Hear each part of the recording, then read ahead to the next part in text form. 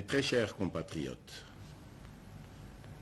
il vous souviendra qu'en date du 24 mars 2020, j'avais, par l'ordonnance numéro 20/014 du 24 mars 2020, proclamé l'état d'urgence sanitaire sur toute l'étendue du territoire national pour faire face à l'épidémie de Covid-19.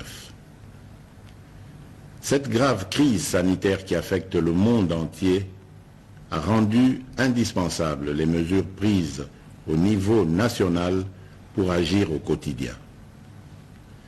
Ainsi, après la première vague des mesures décrétées dans l'ordonnance précitée, j'en ai pris d'autres, rendues nécessaires par l'évolution de l'épidémie dans notre pays. De manière générale, toutes ces mesures associées à la bravoure des équipes impliquées dans la riposte multisectorielle ont permis de ralentir la progression de l'épidémie à Kinshasa et de freiner son expansion dans toutes les provinces. Grâce à ces efforts, nous sommes parvenus à réduire la mortalité très élevée au début de l'épidémie de 11% à 2,4% actuellement, avec un nombre de plus en plus croissant de guéris. Davantage, nous notons une tendance à la baisse du nombre de nouveaux cas au cours de ce mois de juillet. Ce bilan nous place sur le plan africain à la 9e place en termes de nombre de cas et à la 12e place en termes de nombre de décès, déjouant ainsi toutes les prévisions catastrophiques qui ont été prédites pour notre pays au début de l'épidémie. Mes très chers compatriotes, cette nouvelle maladie qui a surpris toute l'humanité a causé des conséquences néfastes sur le plan sanitaire, économique et social. Aucun pays n'est épargné, même ceux qui disposent des meilleurs systèmes de santé et de protection sociale. Les mesures prises ont obligé nos enfants, nos parents,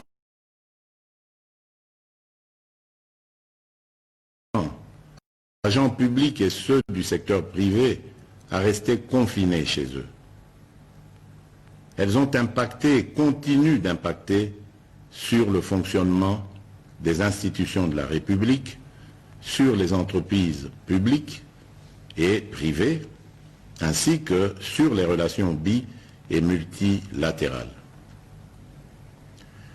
Les leçons et expériences de 4 mois de lutte nous ont appris que nous devons vivre avec peur ni stigmatisation. Nous devons ainsi adapter nos stratégies de lutte et de prévention contre ce fléau en tenant compte de cette évidence. Face à cette réalité, un consensus s'est dégagé entre le Parlement, le gouvernement et la société civile, ainsi que le secteur privé et les partenaires techniques de sortir de l'état de lutte contre la Covid-19 à travers des mesures sanitaires, administratives et de police non dérogatoires aux libertés individuelles et collectives. Mes très chers compatriotes, aujourd'hui, 21 juillet 2020, à minuit, prend fin l'état d'urgence proclamé pour faire face à l'épidémie de Covid-19 en date du 24 mars 2020 et renouvelé à 6 reprises.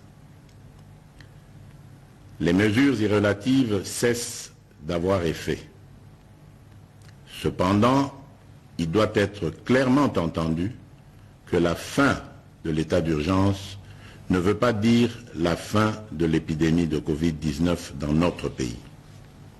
Par contre, c'est l'indication pour toute notre nation de revenir progressivement à une tout en respectant les gestes barrières et d'autres mesures y relatives. Il est donc question de faire l'équilibre entre notre santé physique, celle de notre économie et la stabilité de notre société. La fin de l'état d'urgence implique le retour progressif à la vie normale en respectant un certain nombre de préalables par rapport aux mesures sanitaires qui seront de stricte observation et à la reprise des activités en fonction des secteurs concernés et suivant les dispositifs mis en place par les autorités compétentes. Mes très chers compatriotes, ces préalables comprendront l'engagement des responsables à faire respecter les mesures spécifiques prises par le gouvernement, le renforcement de la sensibilisation et de la communication sur la maladie et sa prévention, ainsi que l'implication des différents acteurs engagés dans la lutte contre la Covid-19 à tous les niveaux. Quant aux mesures qui doivent accompagner le retour progressif à la vie normale, j'instruis ce qui suit. Premièrement, à partir de ce 22 juillet 2020, la reprise des activités commerciales, magasins, banques, restaurants, cafés, bars, entreprises, etc. La reprise des rassemblements, réunions et célébrations. La reprise des transports en commun. Deuxièmement, à partir du 3 août 2020, la reprise des écoles et des universités, en commençant par les classes et promotions terminales. Troisièmement, à partir du 15 août 2020, la réouverture des églises et lieux de culte, la migratoire interprovinciaux, l'ouverture des ports, aéroports et frontières, la réouverture des discothèques, stades et salles de spectacle. Toutefois, pour les funérailles, les dispositifs actuels restent maintenus et doivent être de stricte application. Dans ce contexte, il sied de préciser que les modalités pratiques de reprise dans les différents secteurs seront déterminées par les autorités nationales, provinciales et locales compétentes. Sans des mesures sanitaires qui doivent impérativement accompagner la reprise, je rappelle la nécessité d'observer partout et en tout temps les mesures barrières ci-après. La mise en place des dispositions de contrôle à chaque entrée impliquant la prise de température, le lavage des mains et ou l'application des gels hydroalcooliques, le port correct et obligatoire des masques dans les lieux publics, le respect de la distanciation physique, le contrôle et le suivi de l'état de santé du personnel public et privé, ainsi que la décontamination et la désinfection régulière des lieux d'activité.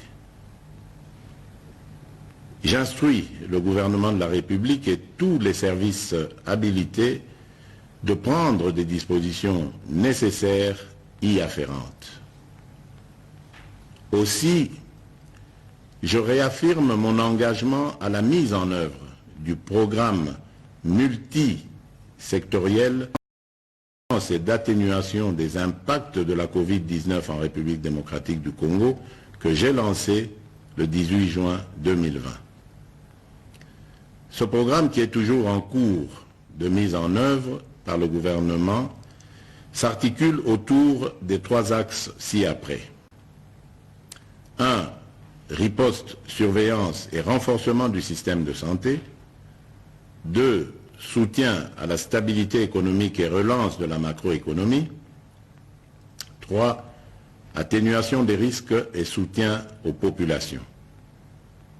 À cet effet, j'ai instruit ma task force, le comité multisectoriel, le secrétariat technique, le ministre de la Santé et le ministre ainsi que l'ensemble du gouvernement de demeurer en alerte et de redoubler d'efforts dans la surveillance et la prise en charge de cette épidémie.